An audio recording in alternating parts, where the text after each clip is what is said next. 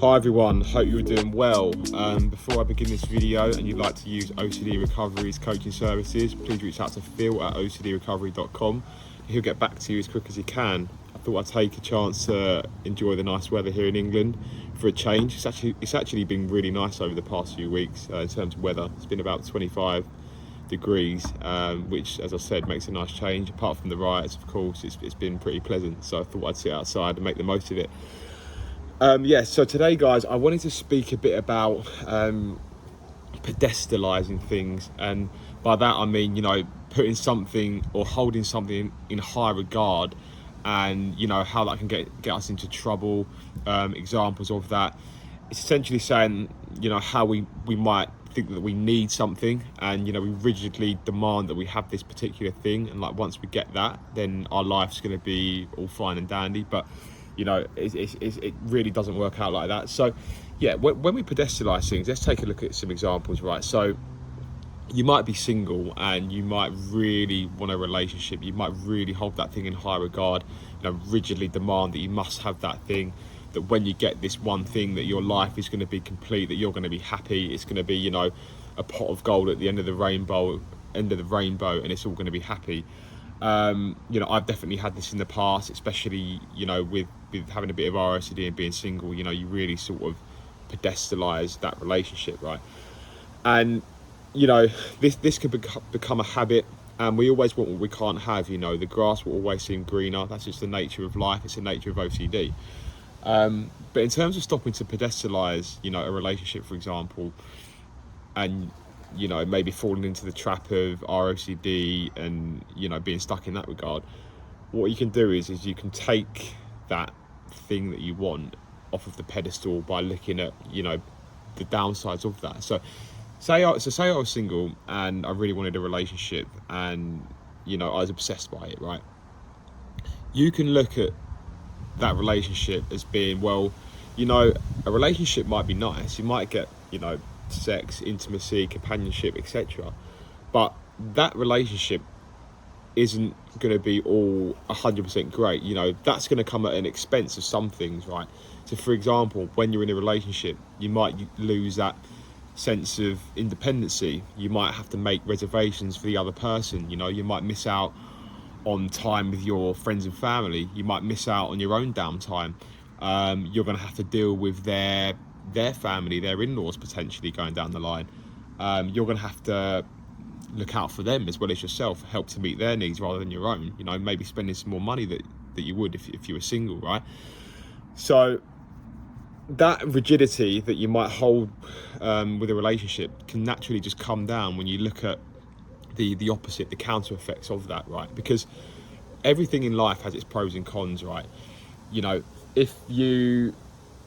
I'll give you another example. Say there's a job, right? You might think, I really need this job. I really want that job rigidly. This job, if I get this job, my life is going to be complete and I'm going to be so happy. And, it might be a job that's more aligned to your passions and your interests, right? But what you might find is you might get that job, right? But how do you know that job, you might not be working longer hours? Working in that job, you might have to come across some new work colleagues that you don't really get on with in the same way that you did for your previous colleagues. What about they might be working you much harder and doing much longer hours, and you might just not have that balance that you might be looking for, right? So it's like when you're pedestalizing that one thing, you're really rigid, and you're making it out to be that your life will be complete once you have that one thing, but it's not going to be complete. Say you did get that one job or that one relationship, there's still other things in life outside of that, as well as the actual thing itself, that's going to be problematic. Like, say you get that good relationship, you're still going to have work troubles. We're still going to die one day. We're still going to have our own health troubles. There's still going to be the inconveniences of life, like, I don't know, your car might break down, or you might have to wash up the dishes, or you might have arguments with your friends, or you might have some sort of disagreement with your partner, or all these different things in your, you might still have to renew your passport, which like I have to do, which is a faff. You might lose your debit card. All of these little little things, these inconveniences, right, are still going to happen around that one thing that you're desiring, right? So when you're pedestalizing that one thing, you've got to think that life is still going to happen around it, and that it isn't just going to be a completely happy life from there on in, right?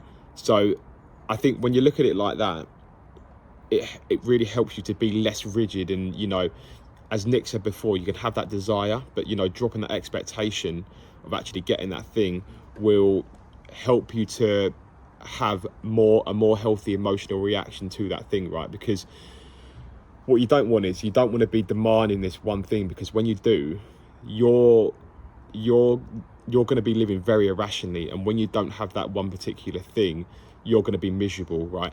That's going to take up a lot of your headspace and dominate most of your life, and you're going to label your entire life as being bad or not ideal just because you have that one particular thing that's not going right?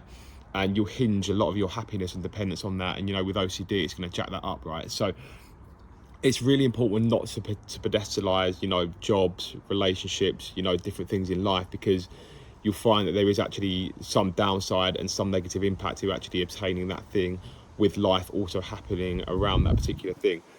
And, you know, when you're really desiring something, like, you know, that job or that relationship, you know, it sort of creates a big conflict, and it overlooks the reality of the situation that you find yourself in. You know, you might be desiring this one job, and, you know, you might not be in that job, and you sort of wish off into the future, and then you sort of realize that that one thing that I want is actually not part of my life, therefore I'm going to be sad and depressed over it, and, you know, you start going down the irrational rabbit hole, essentially, right?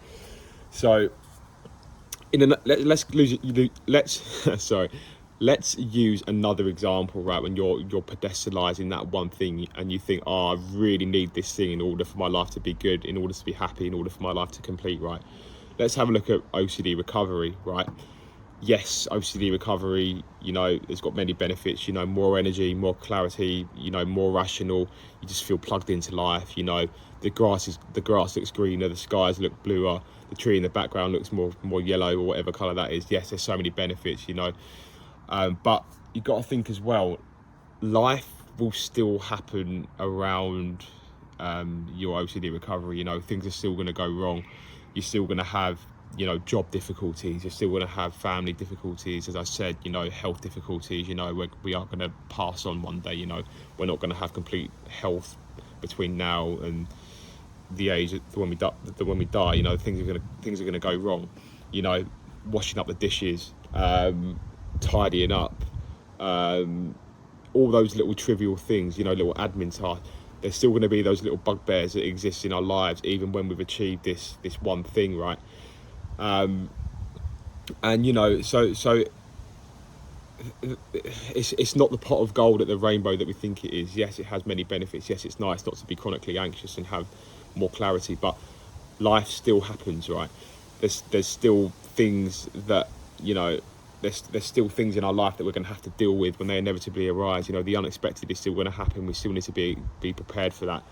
So when you actually take the recovery itself off that pedestal, right, you start to you know, be okay with not having it, you know, not incessantly desiring or demanding that you absolutely must have that thing. And, you know, a large part of that is fear, right? So when you can just take OCD recovery off the pedestal and say, yeah, it would be nice, but, you know, there's still going to be things that go wrong in my life, you're going to be more okay with not actually reaching that level of recovery, and therefore, you know, taking that layer off of fear, which is being stuck forever. So I think it's really important, you know, to look at how we pedestalize things, how we hinge our entire life happiness on one thing. You know, in a way, it's like giving our life a global rating. We're giving our life a global rating based on one event. And in the same way, it's like when we give a person a global rating based on one event, it doesn't really add up. It doesn't really make a lot of sense. You know, that job or that relationship or that recovery, you know, it's only one aspect of our life. It's not the universal global thing. So we can't really, or we get into trouble really when we attribute our whole happiness to that one thing, when it's only a part of our life, right? So yeah, I think this is really key. It really help us to take off an extra layer of fear, to live more rationally, to not disturb ourselves. just to look at life for the reality that it is. Yes, there's many good things that we want, that we can strive for, but these things normally come with an equal and opposite effect that also needs to be considered, right? So yeah, I hope you enjoyed this video, guys, and I'll see you in the next one.